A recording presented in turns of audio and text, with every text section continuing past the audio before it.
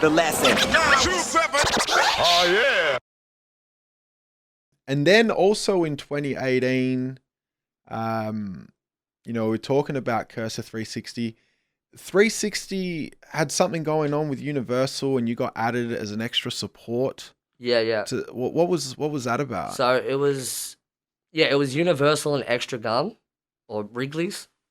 It was to be honest, I think it was like something to do with just like music, like support act, like music industry thing, rap. Because it wasn't just rap too; it was like other bands and stuff like that.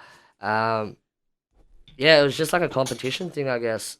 And then we kind of just hijacked YouTube ads, and it was like, the longer you watch the ad for, the more that a vote was. Okay. Yeah, and to be honest, I don't know what we were winning, and I don't know the exact thing at the end, but yeah, it was a good experience. 360 hit me up about it and was like, look, like I think you'd be perfect for this, because we used to chat like here and there. He's like back in the day, he'd share my stuff and whatever, and I just said yes. So what was the actual competition like? What did you have to do? We just had to give them like an original song, or just like a song to have, and then they put it on YouTube, and then people vote by watching it. I never got it broken down to me fully, I guess. But yeah, I think maybe at the end of it, it was probably like something to do with like a deal that you could probably get, or just like they give you a bunch of free like recording time. Yeah, to, like do an album maybe. So you didn't win the competition? No. Do you recall who did? I think Chevy Levette. Okay. Yeah. Yeah, right. And so that was tied in with Universal. Yes. Yeah, okay. Yeah. But it was just good experience, because I've never had like, because they had like the whole crazy 20 people production team type of thing for the video. Like you had people on the monitors watching and stuff, and like, the catering. It was the first time I've ever seen catering at a video shoot and shit like that. So I was just like, okay, like, cool. So you rock up and then they shoot the video for you. They provide everything. You've just got to perform. Oh, and also too, it was like a little bit of like the day before. I guess it was like a training, like it was almost like a training thing, I guess, for like media and stuff like that as well, and like how to like in those situations. Because the day before we're like doing photo shoots, and 360 would like give us advice on like shit like that or whatever. So yeah, it seemed like just like a big media training camp. That's how I felt about it. Yeah, okay. Which is like really cool. And then, so was that the first time that you'd met 360 in person? Yes, which was pretty funny because we've spoken so long over message and everything like that. And then, next second I'm face to face with him. So how did you guys start actually chatting on message and that?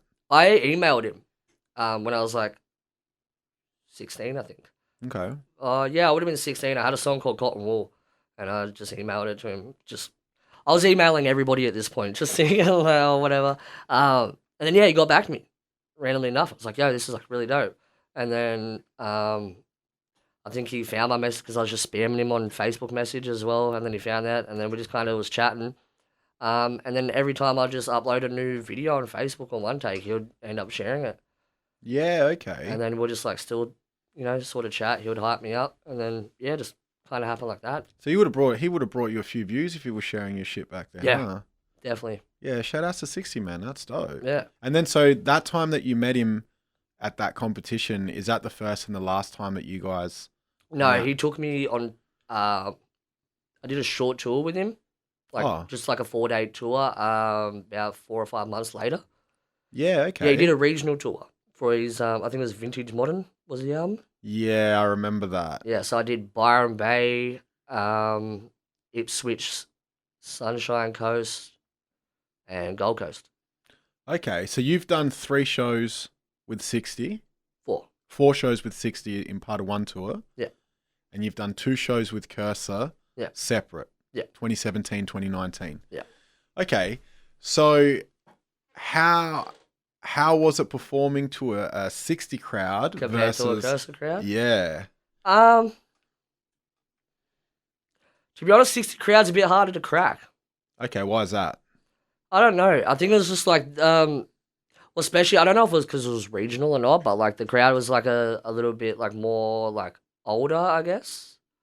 Like just a bit of an older demographic. It was like, I don't know, some shows a lot more people just kind of sitting there like, okay, which is fine. But Kerser crowd, I just felt like it was just like more more connected to them, I guess. Yeah, okay. Yeah. And then so do you Which isn't always a bad thing, I guess. Nah, definitely Yeah. not. But yeah, 60 crowd just felt a bit more hard to crack. But Ipswich was a fun show, I can say. Yeah. It was 60, yeah. They got right into it. Yeah.